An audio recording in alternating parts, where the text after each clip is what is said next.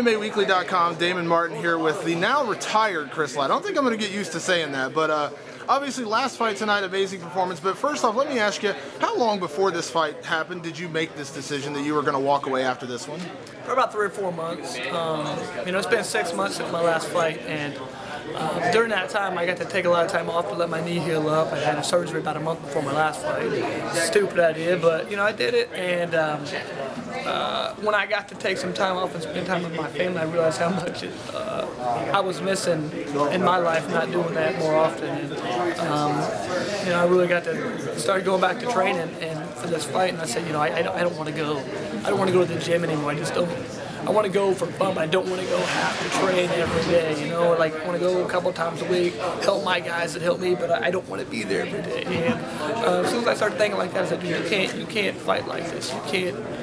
You have to want to be there every day. And I was feeling that I wasn't, so I said, dude, I made myself go every day, twice a day sometimes for this fight, because I knew Dan was going to come looking to take my head off, which he did, and that's what happened. You've had some crazy, memorable fights throughout your career. I could list the fight of the nights you've had, all the crazy stuff, but did you kind of feel like, beyond the timing thing, Dan Hardy really was the perfect guy to go out with, knowing full well the fight he was going to bring to you?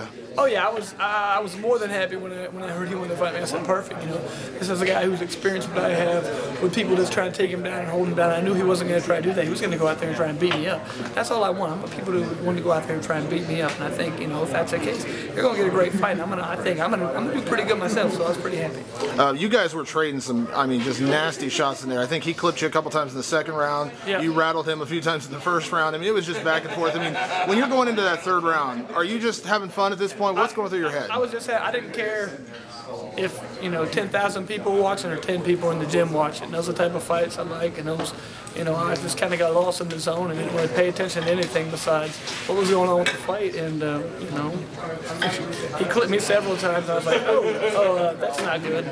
It's okay. My legs are a little wobbly. He was chasing me down. I was a little nervous, but luckily I've had 10,000 rounds of sparring, so I've got pretty good at getting hit and not getting hurt too bad. So. I talked to Ricardo Almeida earlier this year. He retired, and I said, do you think if you had gotten that decision, it would have made any difference? And he said, I don't know. I didn't get the decision, so I don't know. You're going out on a win, and a big win, submission win, great fight of the night.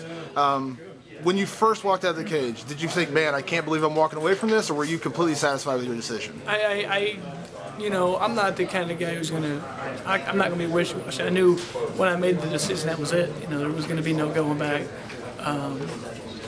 So it wasn't really hard. I've been appreciating everything this week, taking it in, thinking this is the last time I'm going to do this. This is the last time I'm going to be here. This is the last time weigh-in I had. This is the last time I'm going to go to bed before a fight. And I've been ready for it. I'm fighting almost 13 years or so, so it's ready. I put a message out on Twitter tonight. I said, it's performances like this is why we're all going to miss Chris Lytle. And fighters all, agreed. Everyone seemed to agree with that. What does it mean for your fellow fighters to come out and, everybody just outpouring saying we're going to miss Chris Lytle. He is, a guy we look up to. And what does that mean to you? That's about the biggest compliment anybody can give me is when they talk about like another fighter telling me that. He's one of their favorite fighters. I don't even know what to say. I'm just like in awe and honor just they would think that, it's hard to describe. I feel like undeserving in a way, and I just like, man, you're a great fighter. Why are you telling me that? Look at my record. I'm not that great. I do come to fight every time. I think that's just my mentality. So I hope that maybe that can encourage some other people to have the same attitude, do that type of thing. And UFC is going to just be the most popular sport in the world of all time, One of the biggest things with a lot of pro athletes when they walk away, they have a hard time being not active.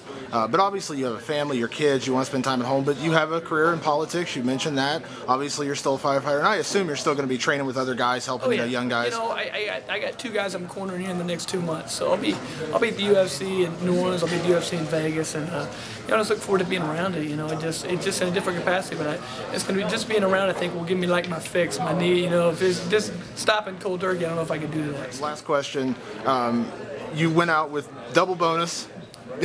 You are the biggest bonus winner in the history of the UFC. Honestly, if you were writing this as a Hollywood script, could it have ended much better than it did tonight? Not in my opinion. In my back of my head, I was hoping for this to happen, but it's just like a dream, you know, oh, this would be great if this happened. And then they threw the Harley on top, and I was like, that's too much, you know, I can't be winning all this stuff. And it happened, dude. I was like a little kid at a candy store, you know, I was jumping around, people were like, what they do? And I was out of my mind. I still am, you know. I'm just trying to take it all in. I know in a little bit I'm going to wake up and it's going to be, you know, this morning, and it had been a dream. You know, people are like, did that really happen? No, you got to fight. And I'm like, dang, you know, so I don't want to fight again. I want that to be it. Well, as a journalist, let me say it's been an absolute honor to cover your career, the 7 years I've been in this business. So thank you for all that you've done, and you will be missed. Thanks for what you've done. I mean, I always appreciate when you call me. You always do a good job, so thank you. Thanks, Chris.